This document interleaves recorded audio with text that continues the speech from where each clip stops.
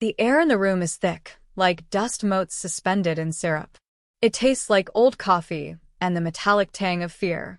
My husband, Robert, sits across the polished conference table, his face a mask of calm, practiced control. Too calm. His lawyer, a man whose expensive suit looks like it cost more than my car, is mid-sentence, reciting terms, conditions, numbers. Numbers that feel small, insignificant. They're talking about division of assets, marital property. My share. A fair split, they call it. Equitable. And I just nod, my gaze fixed on Robert's eyes. They flicker, just for a second, a tiny spark of something I can't quite name. Impatience? Triumph? He thinks this is it. He thinks he's done it. He thinks he's boxed me in legally, financially. Clean split, minimal damage to him. He's already moved on, already built his new life, brick by hidden brick, with another woman's name whispered in the mortar. He thinks his secrets are safe, miles away, wrapped in shell corporations and offshore accounts like some kind of international treasure map only he possesses. He underestimates me. He always did. He confused my quiet nature, my trust, my love, with weakness. He sees me sitting here listening to these ridiculously lowball offers, and he sees surrender. He sees the end of our story, neatly tied up with a ribbon of his making. He doesn't see the steel rod running down my spine. He doesn't feel the ice in my veins. He doesn't know about the other meeting I had this morning, the one that lasted only 10 minutes but changed everything. He smiles now, a tight, lawyer-approved smile. It doesn't reach his eyes. It's the most sensible approach, Sarah, he says, his voice smooth, reasonable. The same voice he used to tell me he was working late, or going on a business trip to a city I later found out he never set foot in. Minimizing conflict, ensuring a smooth transition. A smooth transition for whom? For him? For her? He wants to transition from our shared life, our shared future, our shared money, into his new sun-drenched paradise with her, leaving me with just enough to be quiet, to not cause trouble. He thinks the money he's squirreled away, the $2 million for their villa in Portugal, is untouchable. A done deal. His little secret nest egg, far beyond the reach of trivial things like marital claims or emotional devastation. He's wrong. The silence stretches. The lawyer finishes speaking. Robert waits for me to respond, for me to crumble, to sigh, to accept the terms of my financial execution. He waits for the quiet wife to do what she always did. Accommodate, compromise, keep the peace. I look him dead in the eye. The carefully constructed mask of calm on his face begins to crack. The triumph fades, replaced by a flicker of unease. He sees something in my gaze he hasn't seen before. Something cold and absolute. I don't raise my voice. I don't shout.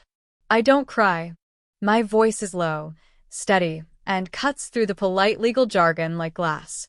Robert, I say, and his name on my tongue feels foreign, bitter. You think you've been very clever.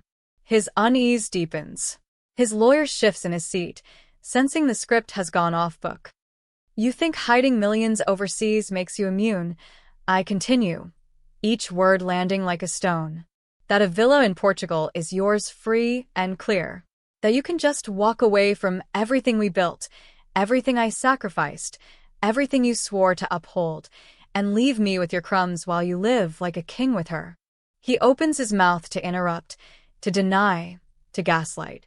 I hold up a hand, not to silence him, but to pause the inevitable lie on his lips. But you made a mistake, Robert. My voice drops even lower. You made a fundamental error in judgment. He leans forward slightly, his eyes narrowed, confusion battling the carefully maintained facade. What are you talking about, Sarah? I lean forward too, closing the small distance across the table.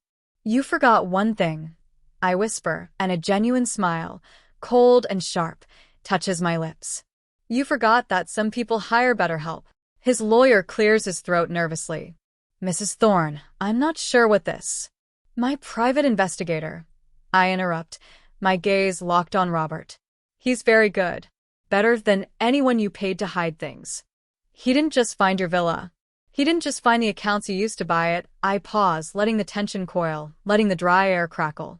Robert is visibly sweating now, tiny beads forming on his upper lip. The triumph is gone, replaced by a dawning horror. He found all of them. Every single one. The shell corporations. The numbered accounts. In Portugal. In Panama. In the Caymans. Everywhere you thought you were untouchable. His breath hitches. The blood drains from his face. His hand, resting on the table, clenches into a fist. And this morning, I finish, my voice steady, delivering the killing blow. Before I even came here to listen to your insulting offer, my lawyers, acting on the information gathered by my investigator, obtained the necessary court orders. I watch him. I watch the exact moment the words sink in. As of approximately 2 hours ago, Robert, I say, leaning back in my chair, the picture of calm I had only seconds ago pretended to be, now real. Every single one of those accounts offshore and otherwise containing every single penny you tried to steal from me is frozen. Completely. Absolutely. Globally. His jaw drops. His eyes bulge. He makes a strangled sound, halfway between a gasp and a choke. He pushes back from the table violently, the chair scraping loudly against the floor. He tries to stand, one hand fumbling for his phone, the other clutching his chest. No. He chokes out, his face purple. No, you can't have, that's not possible. He stumbles back, knocking the chair over. He grabs at the edge of the table, his knuckles white. His eyes are wide with panic, darting around the room as if looking for an escape that doesn't exist. His breath comes in ragged gasps. And then he collapses. Not dramatically like in a movie, just crumples. His legs give out, and he slides down the side of the table, hitting the floor in a heap. His lawyer rushes to his side, shouting his name. I just watch. I watch the man who tried to bury me financially, emotionally, disappear into a heap on the floor. And in that moment, surrounded by the ruins of his plan, I feel a cold, hard core of victory settle deep within me. He thought he'd won. He thought he was safe. But his hidden fortress wasn't built on rock. It was built on sand, and my investigator found the tide. Let me know where you're watching from and what time it is. And if you haven't already, please subscribe. It helps me more than you know. It starts small, doesn't it? Almost invisible. A tiny crack in the foundation you thought was solid granite. My normal life wasn't spectacular, not headline-worthy. It was comfortable. It was ours. 2 decades married. A beautiful home in the suburbs, the kind with a big oak tree in the front yard that turned spectacular colors in the fall. We had routines, rituals. Saturday mornings meant coffee on the back porch, reading side by side. Sunday evenings were quiet dinners, planning the week ahead. Vacations were yearly adventures, carefully saved for and thoroughly enjoyed. Robert was the provider. Successful in his field. Respected. He traveled sometimes, but that was part of the job. We talked on the phone every night he was away. He'd ask about my day, tell me about his. It felt real. It felt permanent. I had my own life too, of course. My garden was my sanctuary, a riot of color and scent through spring and summer. I volunteered at the local animal shelter, finding quiet satisfaction in caring for creatures who needed a gentle hand. My friends were a small, close-knit group. My world was stable, predictable, built on a bedrock of trust and shared history with Robert. We didn't have children, not by choice. Early on, there were difficulties, heartbreaking losses. After a while, we just stopped trying.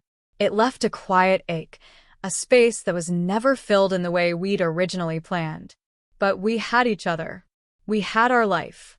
We poured our energy, our love, our hopes into this shared existence. Or so I thought. The first sign wasn't a lipstick stain on a collar or a strange text message.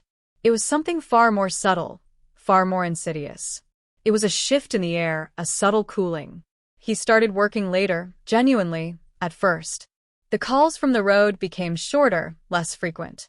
The questions about my day felt rote, lacking genuine interest. He was tired, he said. Stressed. I believed him. I'd make him his favorite meal, run him a bath, rub his shoulders. I was trying to be the supportive wife, easing the burden of his success. Then came the financial oddities. Nothing huge, not at first. A large, unexplained wire transfer on a bank statement I happened to see when he left it open on his desk. I asked him about it. He was vague. An investment, he said. A private opportunity his company was involved in. Confidential. He brushed it off with a charming smile and a kiss on my forehead. I accepted it. Who was I to question his business dealings? He handled all the major finances. I trusted his judgment implicitly. A few weeks later, another one, smaller this time, routed through a different account, one I didn't recognize. When I asked, he was less charming, more irritated. Was I checking up on him? He was the one who made the money, wasn't he? He knew what he was doing. It felt like a slap. My questions, born from confusion and a faint unease, were treated as accusations, as a challenge to his authority, his competence. This was the inciting incident, I realize now. Not the wire transfers themselves, but his reaction. The defensiveness. The quick flash of anger in his eyes before he masked it. It was the first time I truly felt like we were on opposite sides of something, though I had no idea what. My early struggles were internal. I fought myself. My intuition screamed that something was wrong, terribly wrong. But my heart, my history with him, my ingrained sense of loyalty and trust, argued back. He's stressed. You're being paranoid. You're imagining things. This is Robert. My Robert. The man I built a life with. He wouldn't. He couldn't. I tried talking to him again, approaching it gently, expressing my worries, not about the money but about us. The distance I felt. He'd apologize, promise to be better, make a show of attention for a few days, and then drift away again, back into the world he seemed to be building outside of our marriage. I checked the joint accounts more closely. There were transfers out, large sums, labeled ambiguously. Consulting fees, investment capital, property expenses. They went to accounts I didn't recognize, names that meant nothing to me. When I confronted him with specifics, he became furious. How dare I go through his papers? Did I not trust him? The arguments were circular, exhausting. He'd twist my concern into an indictment of my own lack of faith, leaving me feeling guilty and confused. I started losing sleep. My garden, usually a source of peace, felt neglected. I'd stare at the vibrant blooms and feel nothing but a growing emptiness. The weight of the unknown was crushing me. I felt like I was standing on shaky ground, and I didn't know when or if it would give way. Friends noticed I was withdrawn. I'd brush it off, claim I was tired. How could I explain that I suspected my husband of, I didn't even know what? Betrayal felt too simple a word for the complex web of secrecy I sensed tightening around me. The unease deepened into a gnawing fear. The financial transfers became more frequent, larger. Some seemed to disappear into a void after leaving our joint accounts. There was no paper trail I could follow beyond the initial transfer. It was like watching our shared future being systematically dismantled, the resources siphoned off into a hidden channel. I started doing my own research, late at night, hunched over my laptop in the quiet darkness of the living room. I looked up the account names, the company names. Most led to dead ends, shell corporations registered in places I'd only heard of in spy movies. It felt surreal. Was this really my life? Was the man sleeping soundly upstairs capable of this? The stress was physical now. Headaches, loss of appetite, a constant knot in my stomach. I felt like a detective in my own home, sifting through clues that pointed to a reality I desperately didn't want to believe. I found a burner phone hidden in his desk drawer. Empty, wiped clean. But the existence of it spoke volumes. Why would he need a secret phone? Then came the whisper. A friend of a friend, through a tangled chain of suburban gossip, mentioned seeing Robert at a restaurant downtown, not with clients, but with a woman. A young woman. She was described as very attractive, laughing a lot, and definitely not his wife. When I casually brought up the restaurant later, asking if he'd been there with work, he said no. He'd been working late at the office. A small lie easy to dismiss. But it confirmed the whisper. My heart seized in my chest. The financial secrecy, the emotional distance, the lies about where he was, they all clicked into place. It wasn't just about money. It was about her. This was the rising challenge. The concrete evidence, however small, that tied his secretive behavior to another person, another life he was building. The financial mystery was no longer abstract. It had a human face, a human cost. The stakes had just multiplied exponentially. It wasn't just about our money anymore. It was about the core of our relationship, built on what I now suspected were years of deceit. My attempts to talk to him became tinged with desperation. I tried to reach him, to break through the wall he'd erected. He became colder, more distant. He'd snap at me for asking simple questions. Our home, once a place of comfort, felt like a battleground of unspoken accusations and carefully constructed lies. The air was thick with tension. I felt utterly alone. I knew I couldn't navigate this myself. I was drowning in speculation and fear. I needed help, real help, someone who knew how to find what was hidden, someone who operated in the shadows he seemed to inhabit. I hired a private investigator. His name was Arthur. He was quiet, unassuming, with tired eyes and a handshake like reinforced concrete. He didn't ask for details about my emotional state or the state of my marriage. He just listened, his gaze steady, as I laid out the financial transfers, the burner phone, the whisper of a woman. He asked clinical questions about Robert's business, his travel, his habits. He treated it like a complex puzzle, not a human tragedy. It was exactly what I needed. A detached professional perspective in the swirling chaos of my life. Arthur started digging. He worked quietly, leaving no trace. The reports he sent back were sparse, factual. Dates, times, locations. Initial findings confirmed the affair. Photos. Hotel records. Dinners. The woman was real. Her name was Clara. She was much younger. The confirmation was a brutal blow, a physical ache in my chest. It wasn't just suspicion anymore. It was truth.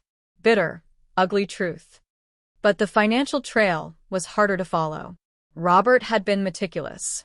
The money wasn't going directly to Clara. It was vanishing into the complex web of offshore accounts and shell companies I had glimpsed. Arthur explained it in simple terms. Robert was laundering money, in a sense, not necessarily from illegal activities, but laundering it away from me, from our shared marital estate, hiding it behind layers of corporate veil and international borders. The stakes escalated further. Arthur discovered Robert wasn't just having an affair. He was systematically moving vast amounts of money, liquidating assets we had together, and sending them overseas. He was building something with Clara, something significant. It wasn't just pocket money for dinners and hotels. This was a long-term plan. The news of the villa came much later, like the final, crushing wave. Arthur found a property record in Portugal.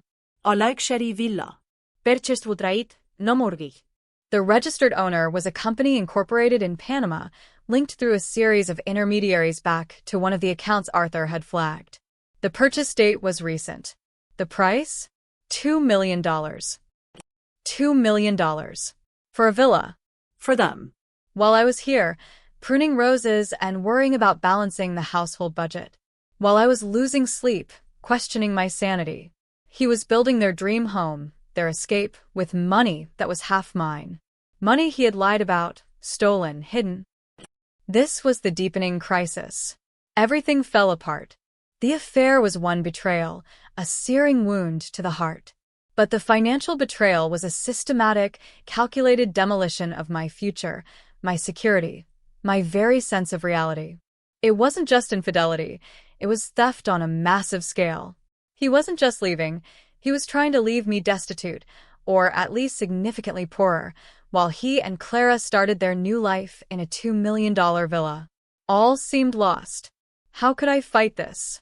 How could I claw back money that was already gone, already buried in the impenetrable fortress of offshore finance? My lawyers looked grim. International asset recovery was complex, expensive, a long shot. The deck was stacked against me. Robert had planned this meticulously. He thought he was invincible. I sat in Arthur's sparse office, the villa photos on the desk between us. Sunlight slanted through the blinds, striping the dust motes dancing in the air. Arthur was talking about the complexities, the legal hurdles, the likelihood that Robert could simply disappear into his Portuguese paradise and let the lawyers fight over the crumbs he'd left behind. His voice was calm, professional, outlining the bleak reality. But I wasn't listening to the words anymore. I was looking at the photos of the villa. Beautiful, Mediterranean, a place of sun and sea and stolen dreams. $2 million.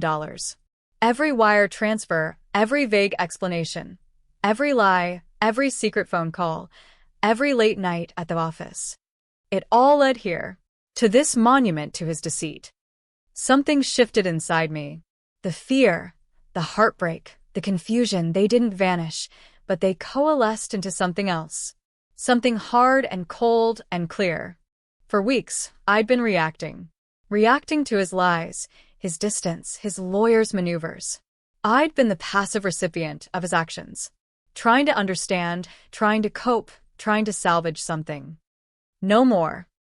He wanted a war? He'd get one. But not the one he expected.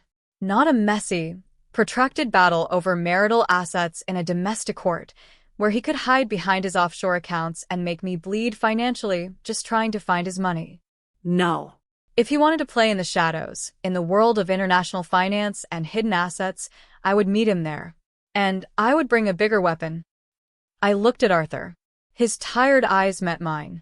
He saw the change. The shift from victim to something else entirely. Arthur, I said, my voice steady, quiet. You found the villa. You found the accounts he used to buy it. The shell companies. All of them. He nodded. It took time. He was careful. And you know where they are? Exactly. Yes. Can you do more than just find them? He didn't answer immediately. He looked thoughtful, assessing. What did you have in mind, Sarah? I want to hit him where he feels safest. I said, the words precise, measured. He thinks that money is untouchable. His private fortress. I want to show him how wrong he is. Arthur leaned forward slightly. Offshore accounts are designed to be hard to touch. Different jurisdictions, different laws.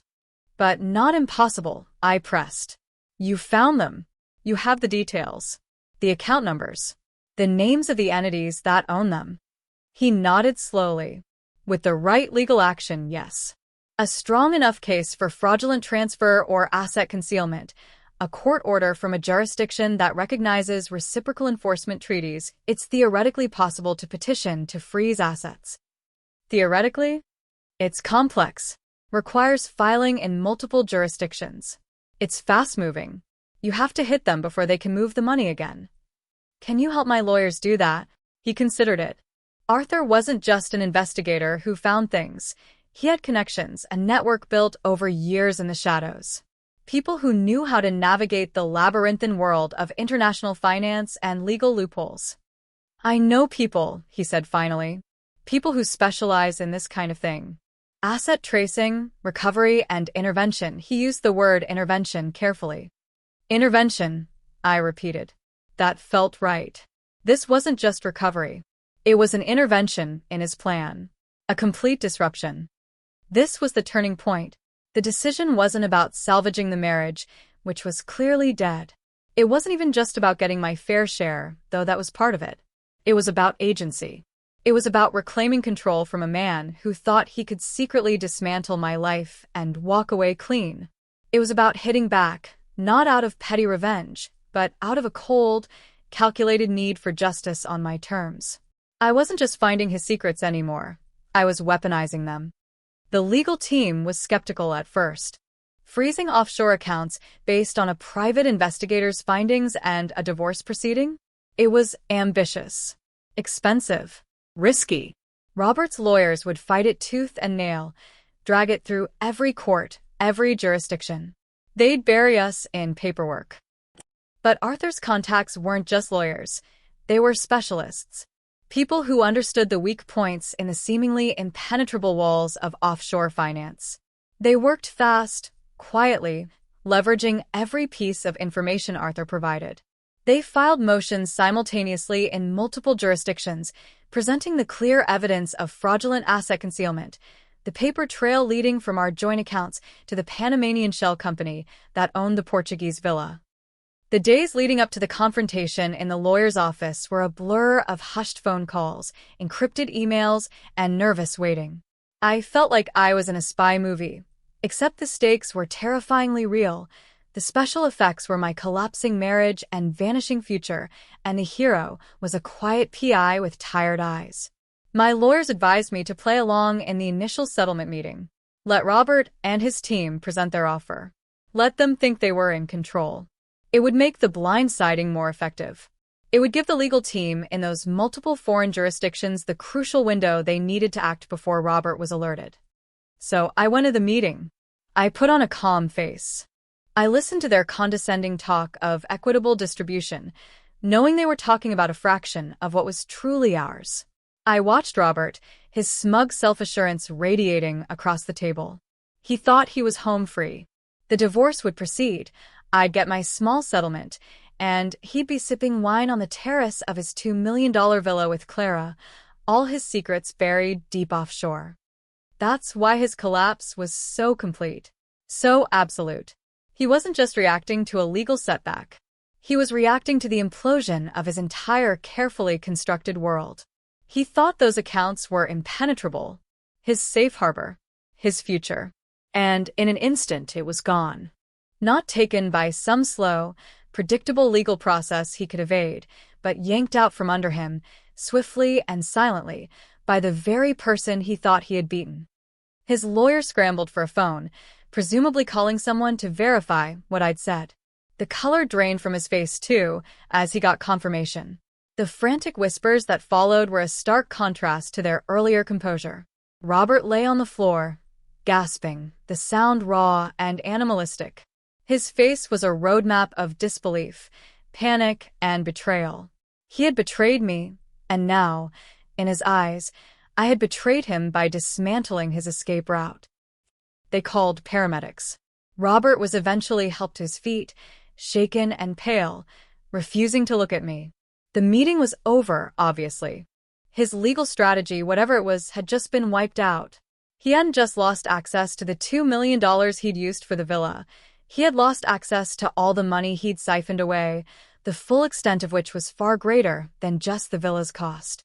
Money he thought was beyond my reach was now firmly within my lawyer's purview, frozen pending a full accounting and equitable distribution by the court. My legal team later explained that because he had attempted to hide and fraudulently transfer these assets, I was in a much stronger position to claim a larger portion of the total marital estate, potentially including a significant share of those frozen offshore funds, far exceeding a simple 50-50th split of the declared assets. His scheme to leave me with less had backfired spectacularly, positioning me to win significantly more than I would have through a straightforward divorce settlement based on the assets he hadn't hidden. The villa wasn't just stopped, it became a bargaining chip, a symbol of his fraud that gave me immense leverage. The aftermath wasn't a triumphant parade. The immediate shock of Robert's collapse gave way to a strange, quiet emptiness. The room cleared out, leaving me alone with my legal team. The victory felt cold. Satisfying, yes, in a deep, primal way. The feeling of turning the tables, of not being the passive victim, was incredibly empowering. But it was layered with the grief for the life that was a lie, the 2 decades built on a foundation of sand. The legal battle that followed was intense, but the dynamic had fundamentally shifted. Robert was on the defensive. The frozen accounts were the elephant in every room, the undeniable proof of his deceit. His initial strategy to wear me down financially by hiding assets was now impossible. His own hidden assets were my leverage. His lawyers tried to negotiate, offering settlements based on the now frozen funds. My lawyers held firm. The attempted fraud, the sheer scale of the hidden money, put me in a position of strength. The process took months. Unraveling the layers of shell companies and transfers was complicated, even with Arthur's meticulous work. There were depositions, court appearances, endless paperwork. I saw Robert several times. He looked different, smaller. The arrogance was gone, replaced by a perpetual look of stress and resentment. He never apologized. He never acknowledged the depth of his betrayal, only the inconvenience of being caught. Clara was never mentioned in the legal proceedings, but she was the ghost in the machine, the reason for the villa, the reason for the fraud. I imagined their life now, the dream villa just out of reach, a constant reminder of his failure. The financial resolution, when it finally came, was favorable. More than favorable. The court recognized the egregious nature of the asset concealment. The settlement, drawing heavily from the frozen offshore funds, ensured my financial security. I could keep the house, free and clear, and I had a substantial amount of money, far more than I could have ever hoped for if he had successfully hidden it. I didn't get the $2 million villa in Portugal. I didn't want it. The thought of that house made my stomach churn, but I got justice. I got vindication. I got control of my future, a future he tried to steal. The dry humor in the situation wasn't lost on me. He tried to build his dream with his mistress using stolen money, and in doing so, he had inadvertently secured my financial independence. His attempt to leave me with nothing had resulted in me getting significantly more than half. His cleverness had been his undoing. The tragic part is the loss. Not just the marriage, which was hollowed out years ago, but the loss of trust. The loss of the past I thought I shared. The realization that the man I loved and built a life with was a stranger, capable of such profound deceit. That wound will take longer to heal than any financial one. I still have the house with the big oak tree. It feels different now. Not a shared space, but mine. I've repainted the living room, rearranged the furniture. Slowly, painstakingly, I'm making it feel like home again. My garden is flourishing. I spend hours there, my hands in the soil, grounding myself in the tangible reality of growth and renewal. I'm not the same person who sat across that conference table, numb with fear. The quiet nature is still there, but now it's underlaid with strength. The trust is broken, maybe irrevocably, but in its place is a fierce self-reliance. I learned that appearances are deceiving, that the people closest to you can hold the deepest secrets, and that sometimes the quiet wife has the sharpest weapon. I faced the abyss he tried to push me into, and I climbed out, stronger, financially secure, and with a quiet, hard-earned knowledge of my own resilience. The villa in Portugal remains a monument to his failure, a symbol of the trap he set for me, but fell into himself. He thought he was sailing away to paradise. Instead, he crashed upon the rocks of his own deception, rocks put there by the very person he thought he'd left behind. If this story hit close to home, if you've ever felt betrayed or underestimated, I'd love to hear your version. Drop a comment with where you're listening from and what time it is. Thanks for being here. Subscribing helps bring more of these to life.